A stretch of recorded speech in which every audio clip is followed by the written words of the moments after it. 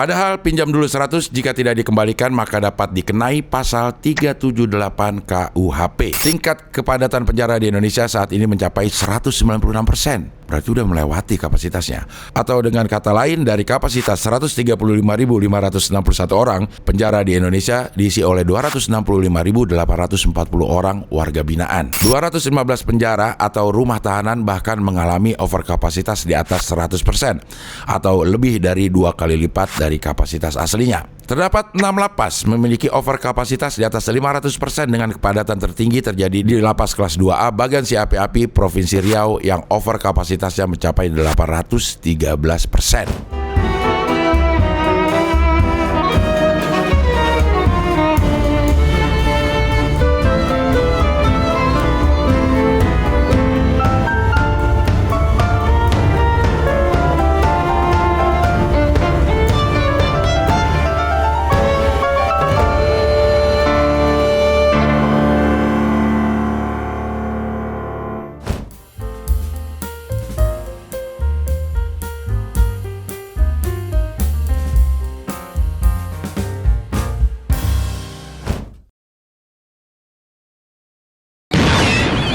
Udah nih?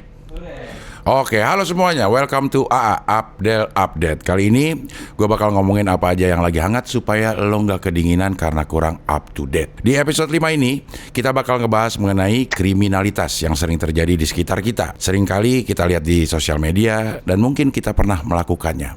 Paling tidak curanrek lah ya, pencurian kendaraan berkorek. Dan menurut Bang Napi, kejahatan terjadi bukan hanya karena ada niat pelakunya, tapi juga karena ada kesempatan. Kenapa namanya kesempatan? Karena dia pas. Kalau kekecilan, kesempitan. Menurut KBBI, kriminalitas adalah hal-hal yang bersifat kriminal, perbuatan yang melanggar hukum pidana dan kejahatan. Kriminalitas atau kejahatan tidak selalu terjadi dalam kasus besar saja. Terkadang keberadaan kejahatan menyelinap dalam hal-hal sehari-hari yang mungkin kita anggap sepele. Maradona, Messi maupun Ronaldo. Contohnya seperti pantun yang dibawakan oleh Chris Martin. Hari Selasa ujian fisika, giat belajar biar lulus. Apa kabar kota Jakarta? Boleh dong pinjam 100. Padahal pinjam dulu 100 jika tidak dikembalikan maka dapat dikenai pasal 378 KUHP karena dianggap memenuhi unsur rangkaian kebohongan atau penipuan. Si peminjam dianggap tidak memiliki niat membayar tapi dia berpura-pura memiliki niat untuk membayar. Bisa juga disebut pura-pura bayar. Nah gimana nih? Berpura-pura memiliki niat untuk membayar, yang bisa juga disebut pura-pura bayar. Jika terbukti melakukan tindak pidana penipuan, maka pelaku dapat dikenakan hukuman maksimal 4 tahun penjara atau denda sebesar 4 miliar rupiah. Gara-gara minjam 100, jadi 4 miliar rupiah. Selain itu, ada pasal 372 KUHP tentang penggelapan. Utang yang diberikan bisa disebut digelapkan karena si peminjam mematikan lampu. Karena si peminjam tidak mengembalikan uangnya. Sementara dalam pasal 372 KUHP, jika pelaku terbukti bersalah, maka pelaku pemalsuan akan dikenai hukuman 6 tahun penjara atau denda paling banyak sebesar 60 juta rupiah. Lebih dikit ya. Selain dari kasus di atas, kita juga sering mendengar mengenai KKN atau korupsi, kolusi, dan nepotisme. Bukan film KKN di Desa Penari yang hampir 10 juta penonton, ataupun KKN di Desa Ponari yang ngobatin pakai celupan batu di air. Sedangkan yang familiar di telinga kita hanya kasus korupsi saja, tidak dengan kolusi dan nepotisme yang jarang sekali kita dengar. Yang sering kita dengar adalah kasih solusi, bukan kasih kolusi. Sebetulnya apa sih kolusi dan juga nepotisme? Kolusi adalah pemufakatan atau kerjasama secara melawan hukum antar penyelenggara negara atau antara penyelenggara negara dan pihak lain yang merugikan orang lain, masyarakat, atau negara. Sedangkan nepotisme adalah setiap perbuatan penyelenggara negara secara melawan hukum yang menguntungkan kepentingan keluarganya atau kroninya di atas kepentingan masyarakat, bangsa, dan negara. Kolusi dan nepotisme khusus ditujukan terhadap penyelenggara negara. Penyelenggara negara adalah pejabat negara yang menjalankan fungsi eksekutif, legislatif, atau yudikatif, dan pejabat lain yang fungsi dan tugas pokoknya berkaitan dengan penyelenggaraan negara sesuai dengan ketentuan peraturan perundang-undangan yang berlaku. Ancaman sanksi untuk kedua tindak pidana tersebut relatif berat dibandingkan dengan tindak pidana korupsi yang tercantum dalam pasal 2 dan pasal 3 UU nomor 31 tahun 1999 yang telah diubah menjadi UU nomor 20 tahun 2001 tentang pemberantasan tindak pidana korupsi. Setiap penyelenggara negara atau anggota komisi pemeriksa yang melakukan kolusi sebagaimana dimaksud dalam pasal 5 angka 4 dipidana dengan pidana penjara paling singkat 2 tahun dan paling lama 12 tahun dan denda paling sedikit 200 juta rupiah dan paling banyak 1 miliar rupiah. Contoh kasus kolusi, yaitu pemerasan dan suap di rumah tahanan KPK. Praktek kolusi di jantung pemberantasan korupsi itu melibatkan tahanan dan puluhan pegawai rutan KPK. Salah satunya tahanan di rutan KPK menginginkan leluasa berkomunikasi dengan keluarga maupun makanan tertentu. Mereka kemudian menebus keinginan itu dengan menyuap petugas. Akhirnya makanan yang dikirim disuapin ke petugas. Sedangkan hukum untuk kasus nepotisme yaitu setiap penyelenggara negara atau anggota komisi pemeriksa yang melakukan nepotisme sebagaimana dimaksud dalam pasal 5 angka 4 dipidana dengan pidana penjara paling singkat 2 tahun dan paling lama 12 tahun dengan denda paling sedikit 200 juta dan paling banyak 1 miliar rupiah. Untuk contoh kasus nepotisme sendiri yaitu seperti kasus yang sedang ramai akhir-akhir ini di mana terdapat putusan dari Mahkamah Konstitusi yang memperbolehkan seseorang berusia di bawah 40 tahun untuk menjadi capres dan cawapres asalkan berpengalaman sebagai kepala daerah. Dan hal tersebut dipermasalahkan bukan karena putusan MK-nya, namun karena sang MK merupakan paman dari cawapres dan dianggap sebagai nepotisme untuk meloloskan cawapres tersebut. Dalam kasus dan juga hukuman di atas terdapat keterangan mengenai rutan dan lapas atau penjara. Sebetulnya apa sih perbedaan rutan dan lapas atau biasa kita sebut penjara? Berdasarkan Peraturan Menteri Hukum dan Hak Asasi Manusia Republik Indonesia nomor 3 sama atau 33 tahun 2015 tentang pengamanan pada lembaga dan rumah tahanan negara, pada bab 1 Pasal 1 ayat 1, rutan adalah tempat tersangka atau terdakwa ditahan selama proses penyidikan, penuntutan, dan pemeriksaan di sidang pengadilan. Sedangkan rotan adalah akar pun jadi. Itu artinya mereka yang ditahan di rutan adalah seseorang yang belum terbukti melakukan tindak pidana atau orang yang belum dijatuhi hukuman oleh pengadilan, tetapi diduga kuat telah melakukan suatu tindak pidana. Fungsi rutan hanya untuk menahan sementara seorang tersangka atau terdakwa. Sedangkan fungsi hutan adalah untuk menahan longsor. Sedangkan lapas berdasarkan Permenkumham, Peraturan Menteri Hukum dan Hak Asasi Manusia nomor 33 tahun 2015 pasal 1 ayat 2 adalah sebagai tempat untuk melaksanakan pembinaan narapidana dan anak didik pemasyarakatan. Mereka yang ditahan di lapas adalah orang-orang yang sudah terbukti melakukan tindak pidana oleh pengadilan sehingga diberi status narapidana dan anak didik pemasyarakatan. Dari data Direktorat Jenderal Pemasyarakatan Kemenkumham, tingkat kepadatan penjara di Indonesia saat ini mencapai 196%. Berarti udah melewati kapasitasnya. Atau dengan kata lain, dari kapasitas 135.561 orang, penjara di Indonesia diisi oleh 265.840 orang warga binaan. Kepadatan terjadi tidak merata pada setiap penjara. Dari 526 penjara dan rumah tahanan di seluruh Indonesia, 399 diantaranya mengalami overkapasitas. Dari jumlah tersebut, 215 penjara atau rumah tahanan bahkan mengalami overkapasitas di atas 100% atau lebih dari 2 kali lipat dari kapasitas aslinya. Terdapat 6 lapas memiliki overkapasitas di atas 500% dengan kepadatan tertinggi terjadi di lapas kelas 2A Bagan Si Api-Api Provinsi Riau yang overkapasitasnya mencapai 813%. Kriminalitas di Indonesia bisa terjadi karena sejumlah faktor kompleks yang saling terkait. Pertama-tama, ketidaksetaraan ekonomi dan sosial dapat menjadi pemicu, menciptakan ketegangan yang mendorong individu untuk terlibat dalam kejahatan sebagai cara untuk memenuhi kebutuhan ekonomi mereka. Urbanisasi pesat dan pertumbuhan populasi di pusat perkotaan juga dapat memperbesar tantangan keamanan, menciptakan lingkungan di mana kejahatan jalanan cenderung meningkat. Selain itu, rendahnya tingkat pendidikan dan akses terbatas terhadap lapangan pekerjaan juga dapat memperburuk masalah kriminalitas. Menurut data dari Kepolisian Republik Indonesia, ada 137.419 kasus yang terjadi di Indonesia selama periode Januari sampai April 2023, mengalami peningkatan sebesar 30,7% dibandingkan pada bulan Januari-April tahun yang lalu, yang berjumlah sebanyak 105.133 kasus. Mayoritas kasus kejahatan yang terjadi di Indonesia berupa pencurian dengan pemberatan atau curat, kuterima curatmu, yaitu dengan jumlah sebanyak 30.019 kasus. Daftar 10 kasus kejahatan yang paling banyak terjadi di Indonesia sepanjang Januari sampai April 2023 adalah berupa 1. Pencurian dengan pemberatan sebanyak 30.019 kasus. Contoh pencurian dengan pemberatan misalnya mungkin pencurinya melakukan kejahatan dengan menggendong Rahman. 2. Pencurian biasa 20.043 kasus. Ini misalnya pencurian ketika teman kita bilang pakai duit lo dulu, nanti gue ganti. Nah itu pencurian biasa biasanya.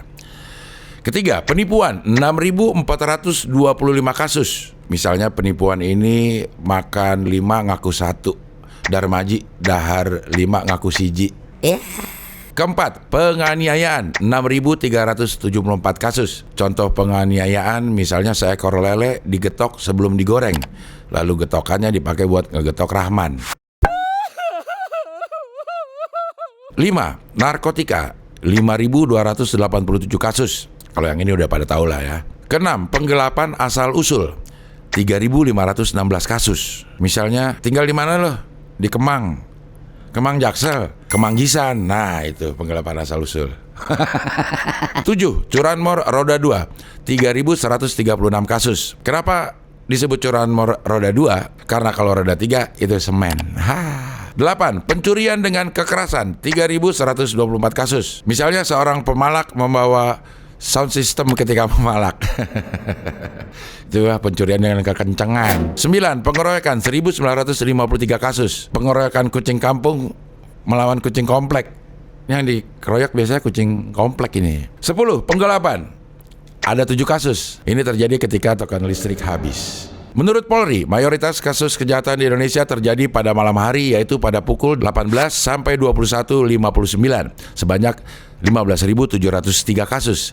Jumlah ini setara dengan 11,42% dari total kasus kejahatan di Indonesia pada Januari sampai April 2023. Banyak banget angka ini ya. Kasus kejahatan di Indonesia juga marak terjadi pada pukul 8 sampai 11.59, sejumlah 15.501 kasus.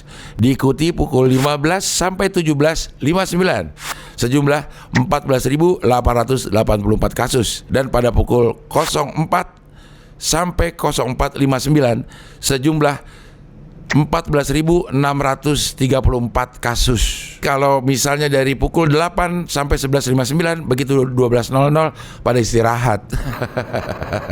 Kasus-kasus kriminalitas yang pelakunya di luar nalar alias gak masuk akmal, malah masuk akmil. Polisi tangkap pencuri ketiduran di rumah kosong Pademangan Jakut. Berarti lagi pada mangan, pada habis lapar nih Pademangan. Polisi menangkap pria bernama Agus Anwar yang ketahuan mencuri di sebuah rumah kosong di kawasan Pademangan, Jakarta Utara hingga ketiduran. Ini si Anwar udah nyuri di rumah kosong, terus apa yang mau dicuri? Kan kosong rumahnya.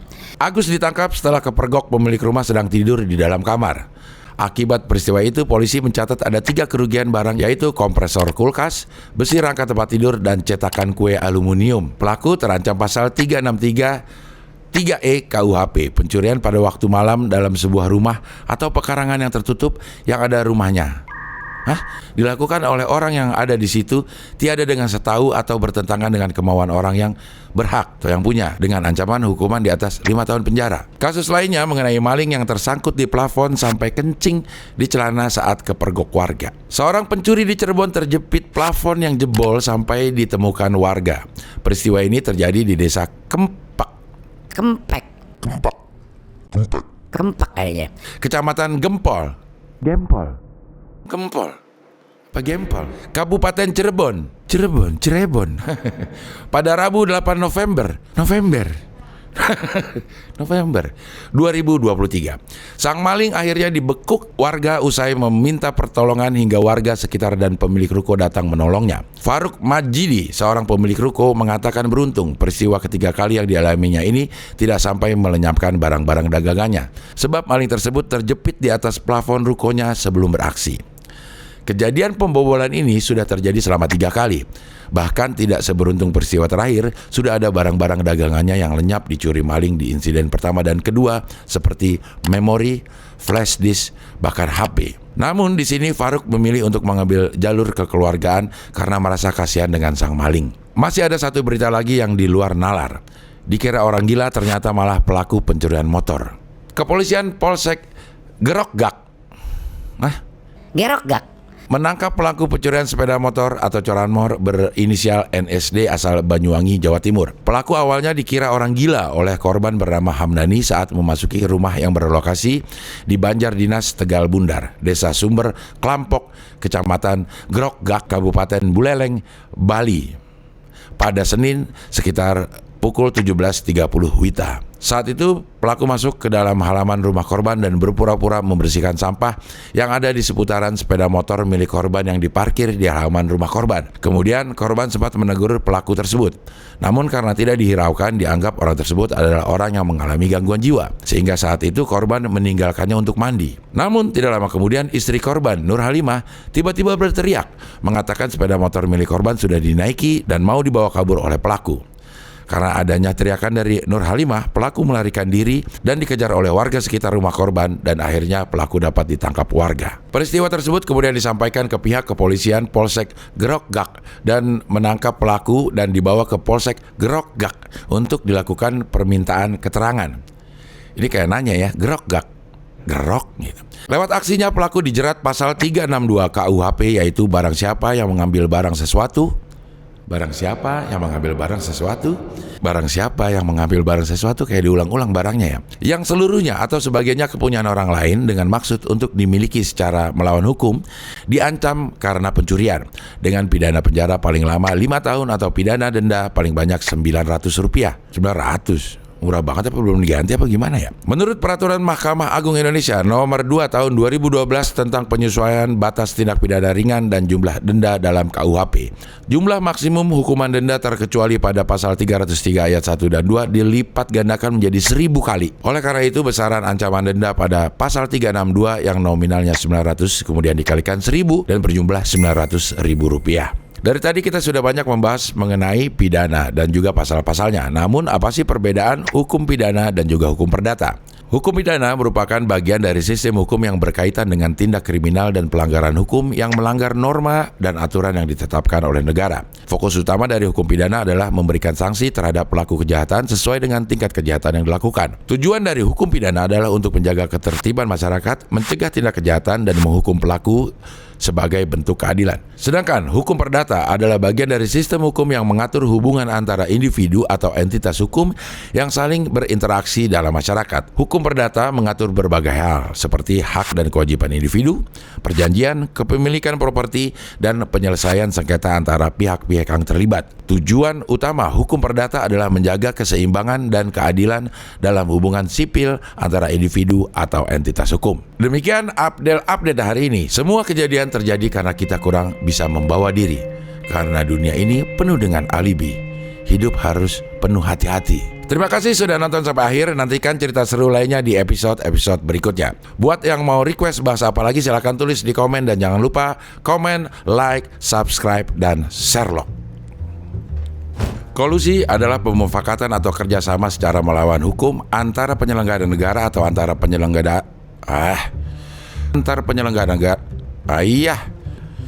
menyengsarakan. Kolusi adalah atau dengan kata lain dari kapasitas 1.300 bukan warga binaan. Pencurian dengan pemberatan atau curat. Maksudnya apa nih? Salah satu contohnya. Jokes. Pencurian dengan pemberatan.